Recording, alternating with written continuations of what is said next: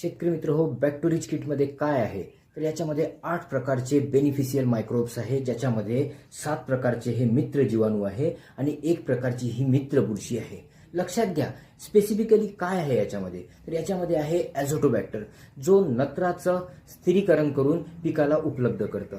तसंच त्याच्यामध्ये आहे पीएसबी, जे फॉस्फेट सोल्युबलायझिंग बॅक्टेरिया, जे उपलब्ध नाही होत असा फॉस्फेट घेऊन पिकाला उपलब्ध करतं. तसंच याच्यामध्ये आहे केएमबी, म्हणजे पोटॅश मोबिलायझिंग बॅक्टेरिया, म्हणजे पोटॅशला उपलब्ध स्वरूपात आणतं. तसंच झिंक सिलिकॉन सल्फरची सोल्युबलायझिंग बॅक्टेरिया याच्यामध्ये आहे. हे काय करतं तर जमिनीमध्ये पडलेला झिंक सिलिकॉन सल्फर पिकाला उपलब्ध करून देतं. तसंच मित्र हो, याच्यामध्ये मुख्य एक घटक आहे मायकोरायझा.